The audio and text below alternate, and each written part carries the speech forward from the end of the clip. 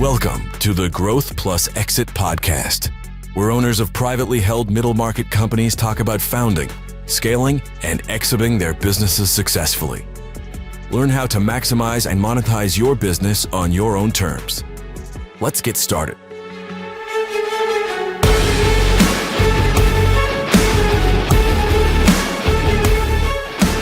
Hello, I'm Heather Bennett, your host for the Growth Plus Exit podcast, featuring business owners talking about founding, scaling, and exiting their businesses.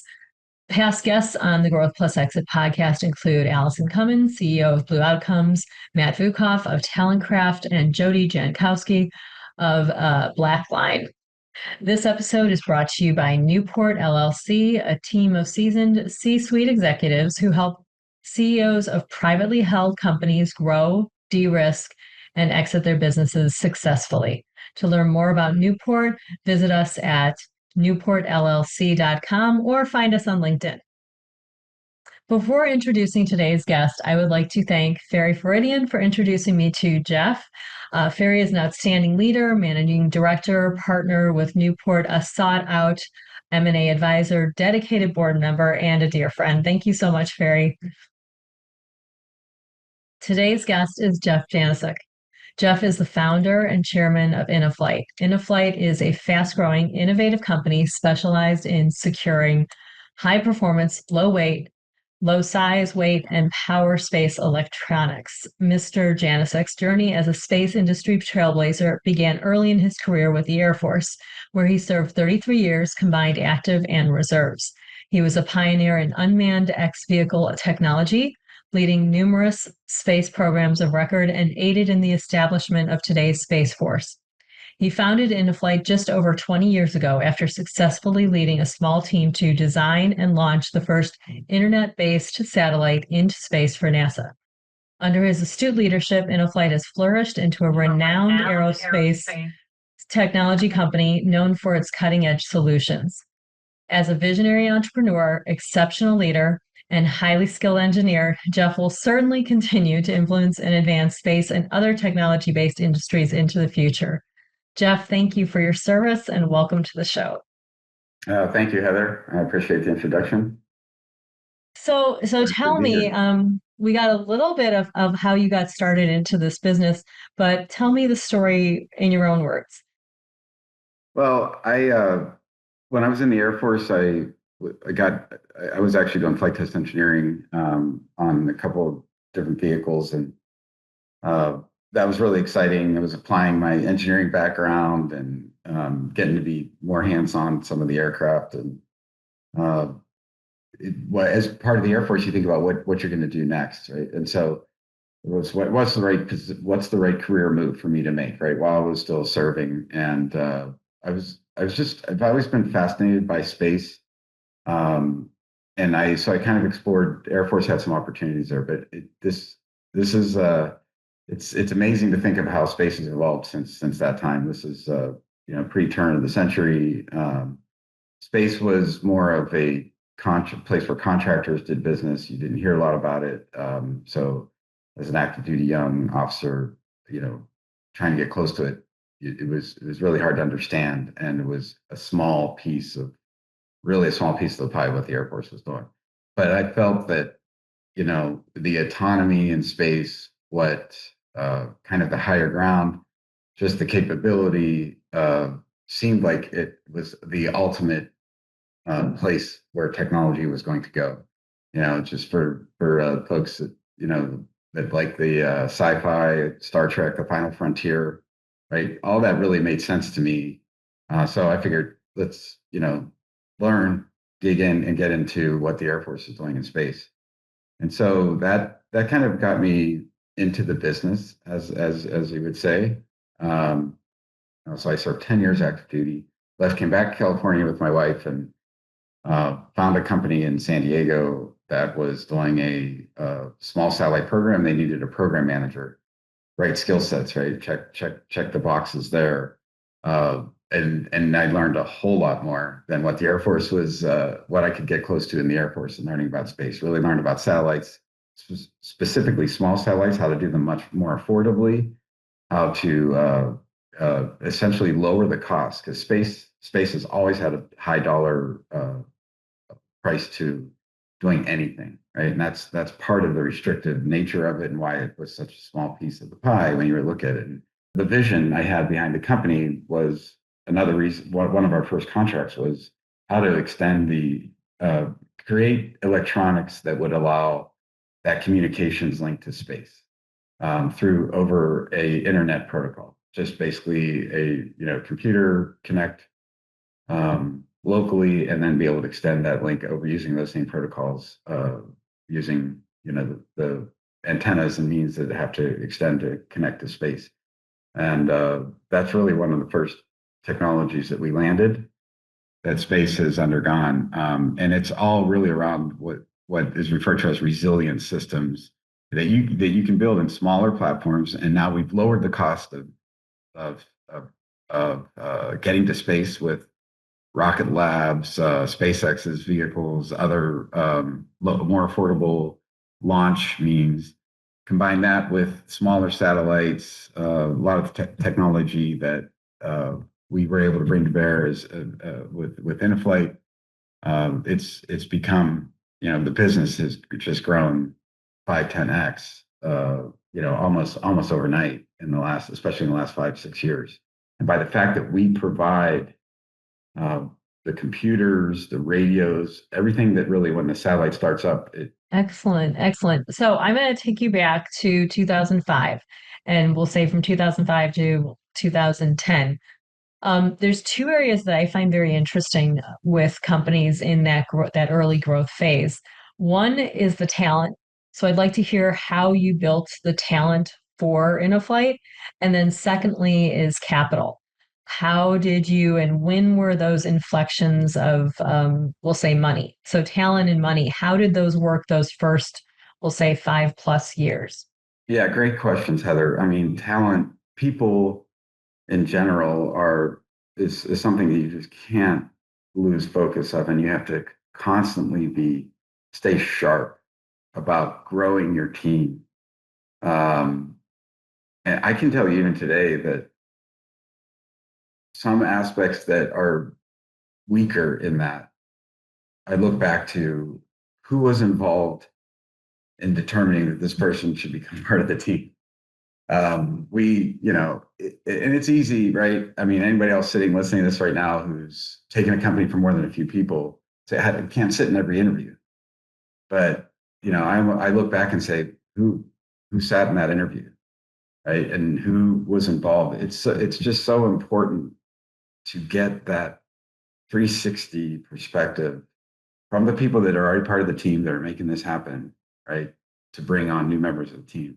And that's really what I could say is just in the process of, who you work with in terms of recruiters, who you trust, and how you find the people, the culture around the business, of course, because you want to attract the talent, you want to have greater ones. It's like that whole part of it is where you end up, and then you find the team members that really are going to fit and take you to the next level. Talent is so key. It will drive almost everything around the key metrics of a business. How fast you can do things, even at the size we're 200 people. I would think some of the CEOs, other founders, even larger companies would agree with me on this. Funding, that's a persistence. I mean, one of the things, my mom told me this, she still tells me as I was a kid, it was just so persistent. You write a better proposal the next time. You don't just jump at every particular opportunity without thinking it through. Lay out your plan, understand where you want your technology to go, and then you can look at the opportunities and see how you can take an opportunity that's out there. So I think you that's how we do touched on, a very important part of funding, especially in that early time, is to not think it's only going to come from one source or be fixated on, one option. It really has to be a diversified look at where that funding can come from. And then being, to your point, persistent in making sure that application or that, outsource to go after that funding has to be very meticulous. in terms Right. of meeting the requirements. It's very, But to do it in a number of different places, you can't expect it to come from one right. place. I I have a better appreciation for investors, companies that are starting with investors in Series A and all the way to double E or whatever. I can't say it's exactly as you described. There's really someone out there who is also has a vision, who is sourcing the money, and you're aligning your vision with them. Whereas investors, yes, I mean they do have visions, but at the point their main responsibility is to get is to see the business grow to a certain point and then provide that funding at those gates in order for it to evolve to the next point. So when you see needs, you're listening to needs that are out there. You're going to get growth from where the needs are. So how does that now fit in your plan, in your business plan?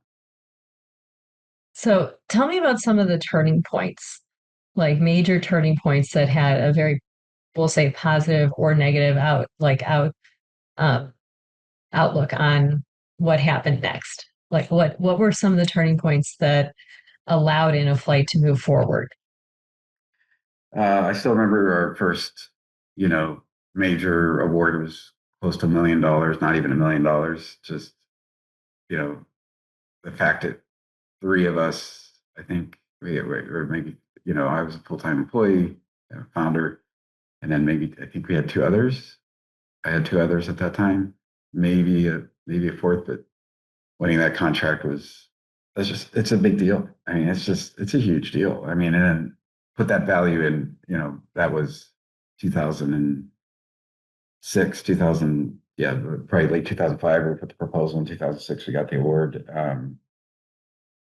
It's meaningful when you have it's so little number of people and brain power going to something, and then to see that kind of award, and that gives you the confidence, and then you move forward. So and now you got to grow. You got to look at other things. You're thinking, hey, we're a business now. Some of those things you were thinking about that you're putting off, you start now to say, okay, I'm gonna take these next few steps. I'm gonna add this, and then I would say even another turning point, like working with the Newport Group and Ferry. That's having someone who's giving you that kind of advice, talk about, other companies, and now, you get lost in this, like the sweat equity, right? You're spending all that time, and you need to hear about other lessons learned. You need to hear about listening to advice and taking that time to do that. So that was a key evolution had attention at the center level, where main acquisitions of systems were going on, and you're part of a bigger group and discussions, and the kickoff meeting has a lot more people. Those you knew, and they're now you see your technology is actually, like, you're getting attention. Like, that technology is getting attention. No longer, like, you could tell some of the people in the room to look at a SBIR, SBIR, Small Business Innovation Research Program, sorry, using the acronym. They could look at a laundry list of awards and just, like, say, I might want to look at that one or that one. The other one I don't care about. Like, you could tell that's just their attitude. And when we were getting some of these creative ideas of funding that weren't necessarily follow-on efforts, again, they go back to that central vision of really a secure internet-based communications capability for space. That we knew we had the momentum. And then another, of course, for any space company is getting your electronics into space. So worked with someone I knew who was with me at the first company I was at in San Diego, Space Dev. He had started his own business, and he wanted to build the full satellites, and he'd got a satellite program, and we were able to win some of the key electronics. And I still remember him talking to me about that. Like, he had to compete that we were going up against, companies of building electronics for decades. But, he said we hit the criteria that they needed, and we had confidence, even though we had never put any satellite electronics into space yet as a company, to win that. Again, that's an endorsement of the company. But boy, I mean, it was hard work. He had a much bigger team at his company, which, by the way, has sold to Boeing a number of years back and is one of the major competitors in building satellite programs today. And yeah, that was, we went through the scrutiny, and we had, again, a lot of hours, and we got those electronics up, and they worked, and that team was happy. That's a very pivotal moment. And That's so good to hear. So thinking forward, like what is your vision for Innoflight and the impact you're hoping to have going forward?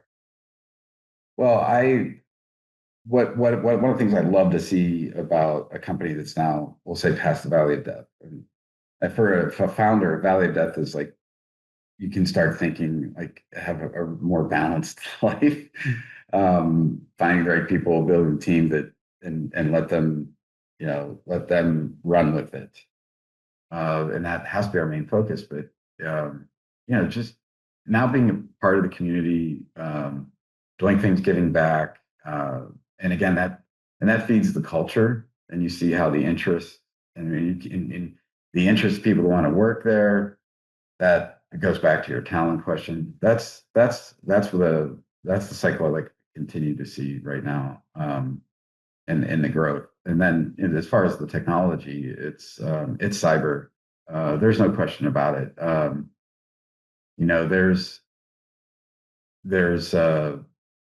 When you think of, say, modern warfare and then space warfare, which I wasn't, we never really even said war in space back in, the time I started the company. You weren't allowed to.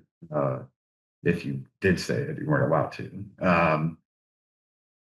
It's cyber. The threat landscape is so wide. And so I think we're ahead of our time, and we need to continue to lean forward in that and protecting the vehicle itself in space. So there is a thought around, you put it into space, it's like, it's hard to get access to. Well, when everything's connected, and everything does need to be connected in order to have the capability that we're looking to get from space. And it is as simple as that. Everything does need to be connected. And believe me, there's still reasons and still energy behind not connecting things, as you can imagine. Again, it's a security reason.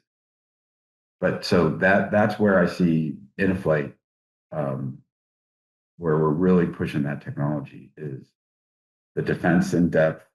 I could rattle off so many different buzzwords, and I hate using buzzwords, but zero trust.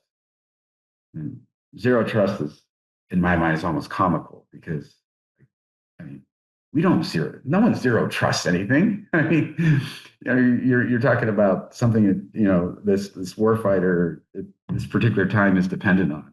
And I'm going to use my zero trust system. Like, isn't it almost funny to think about? But maybe that is the reason that the buzzword is caught so much. But how do you enable that zero trust so that you are able to move communications in the speeds we need to, being connected on a network, right?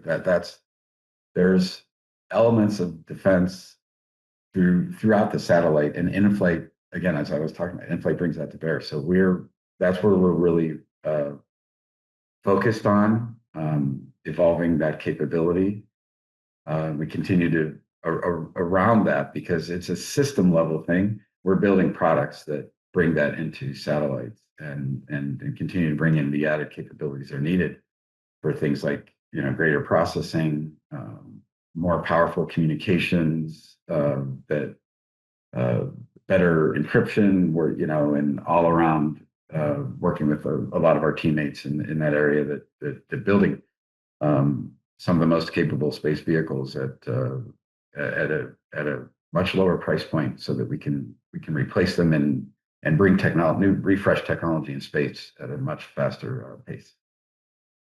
Yeah, that is certainly a vision for the future. And there's so many aspects of what you were just describing that I think apply to multiple types of what I would call cutting edge technology, not just in space, but in other areas, from med tech to healthcare to, we were discussing earlier AI. There's so much about what you just described that we have to think about when making decisions about advancing all of those technologies, Right. which is really, really interesting. So tell me a little bit about, we'll say some of like where you came from growing up. What do you think informed your decision making capabilities as a leader? Like what early influences? I know you mentioned your mom, but what other early influences helped you and grow as a leader? Yeah, that's a good question. You know, I think I started to kind of recognize that in school and prior to high school and student council.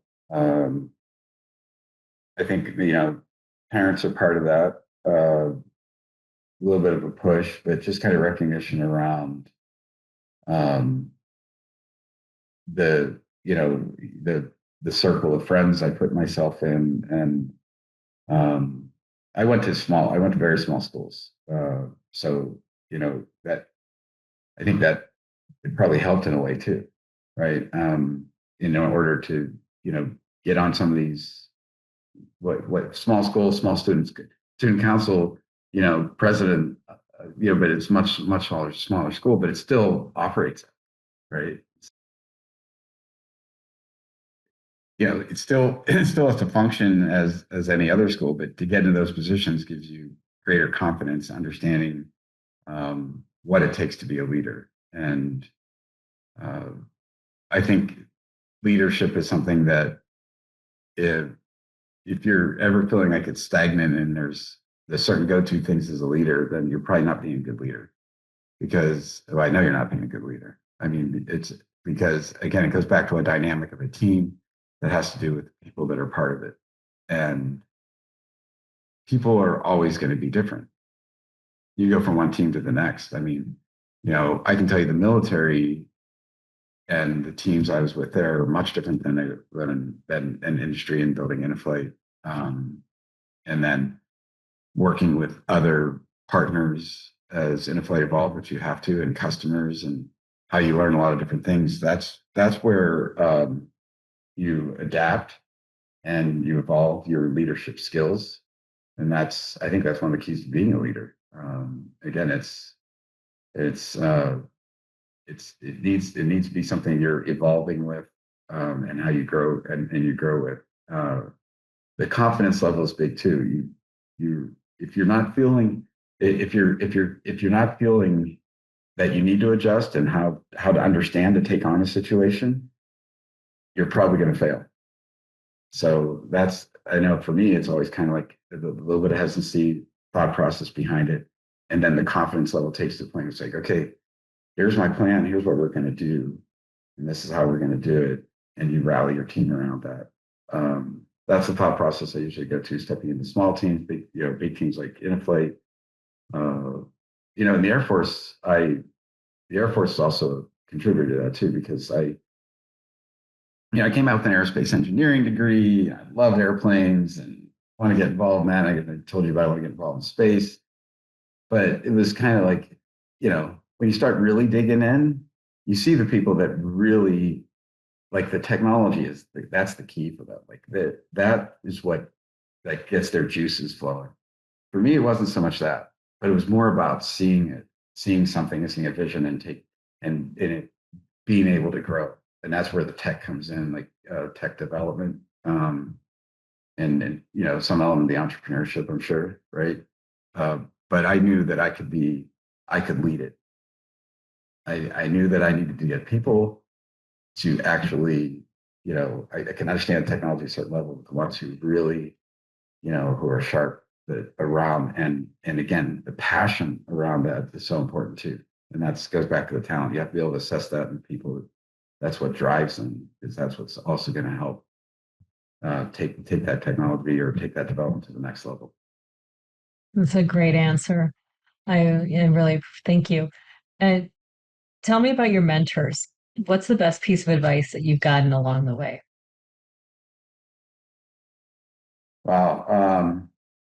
I mentioned she talked about ferrying, just continuous advice going. It's hard to necessarily pinpoint one. I mentioned the president at Space Dev, who was hired after I started working there, Stan Dubin. He started a company Millennium Space and then was bought by Boeing. He was a mentor and coach for me, just because he grew a business, sold it. Um, I'm sure I'm missing a number of them. I mean, obviously, my parents definitely were. Yeah, I think from the industry standpoint and growing Innoflight, Ferry and Stan come to mind the most. And then I'm trying to think when I was younger too. I mean, I always have this. I've always loved to coach too, right? And I love to mentor. Now, in the position I'm at, I think it's part of that's a giving back that is like I'll continue to do, and I hope I stay sharp at it, right, as much as I can.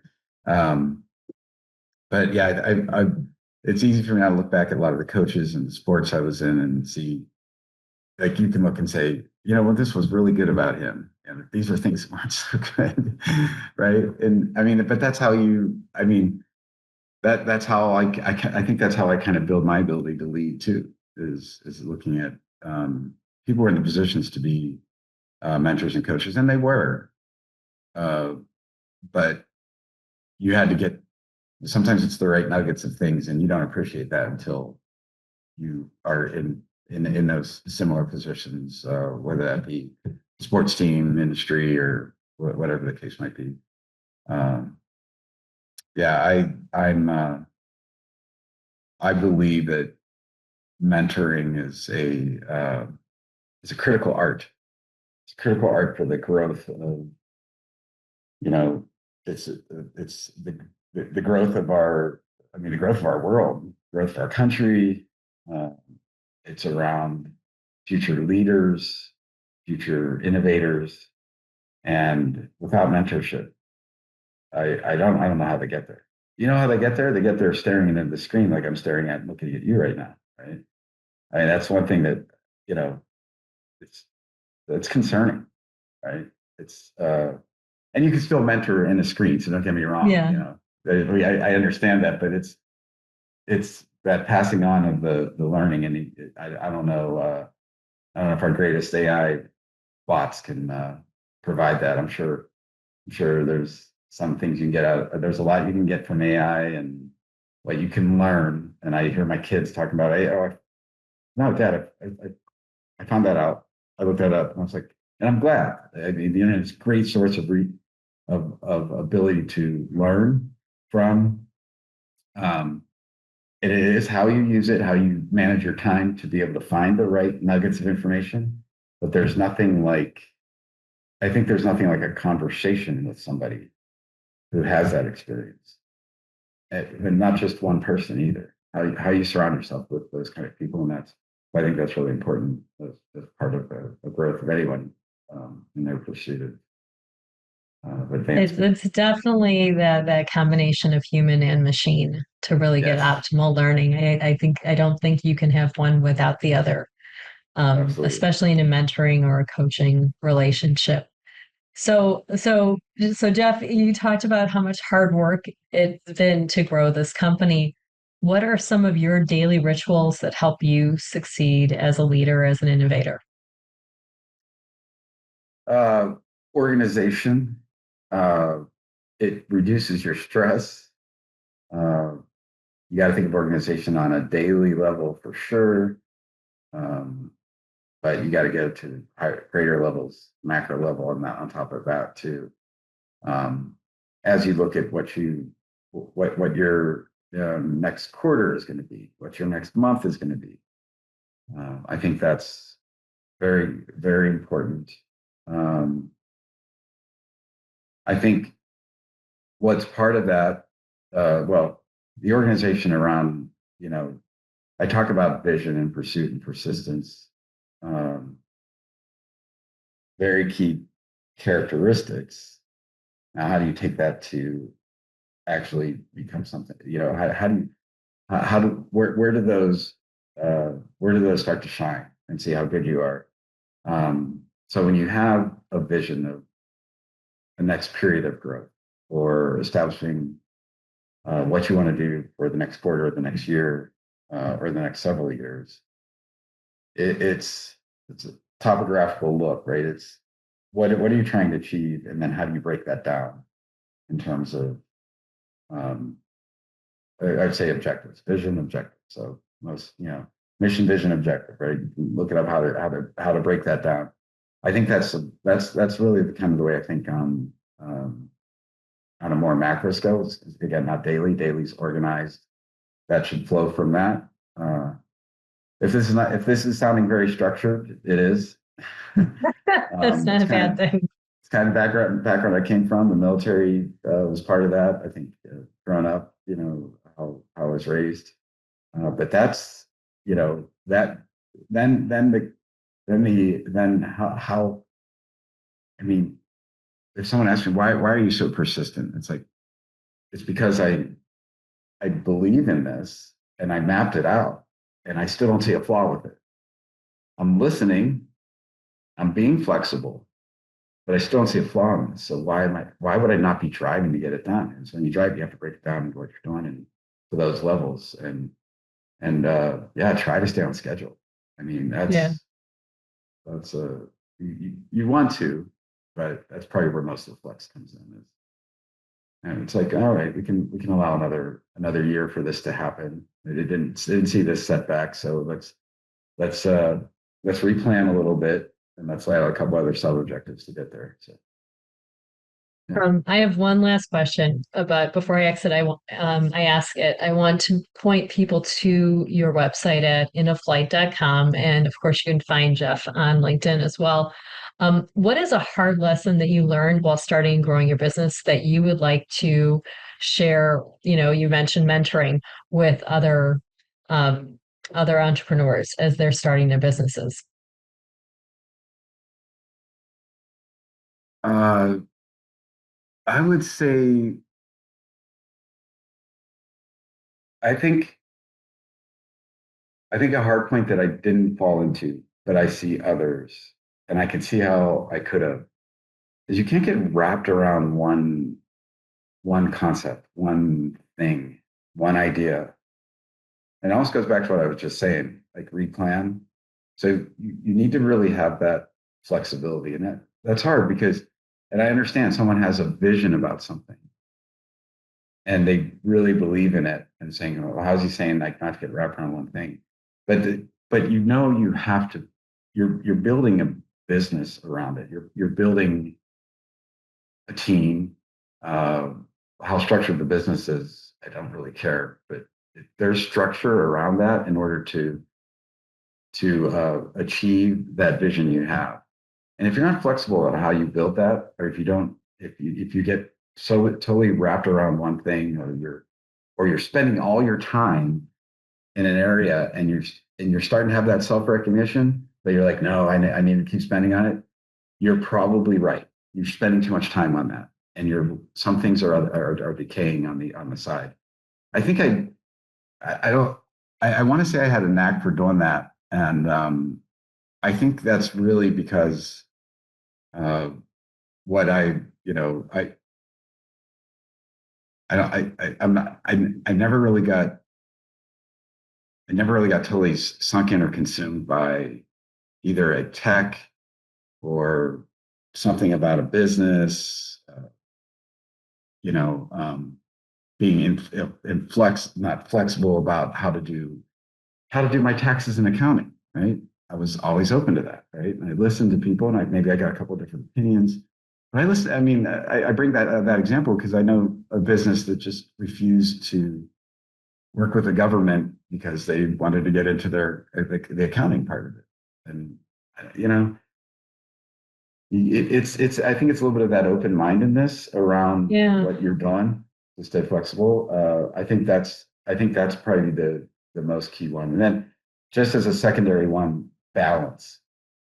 I look back at, I'm a big self-critic, and I still look at times where it's like, I really should not have chosen to do that, to like, go to this work thing over, as an example, death in the family or some other family thing.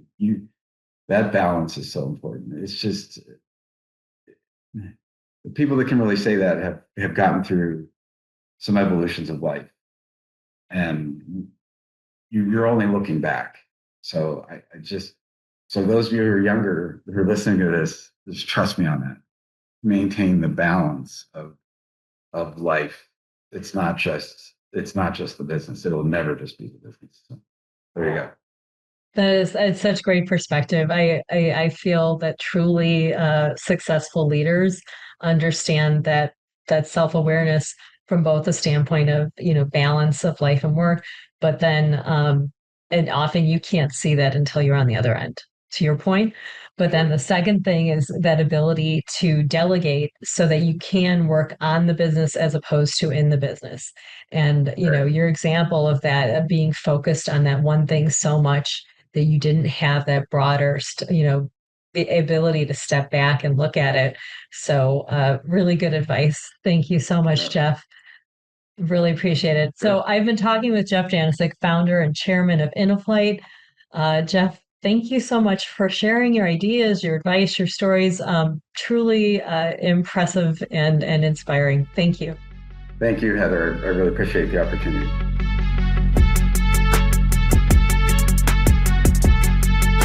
Thank you for listening to the Growth Plus Exit podcast, sponsored by Newport, a unique national business advisory firm. If you enjoyed this show, be sure to share, like, and subscribe for future episodes.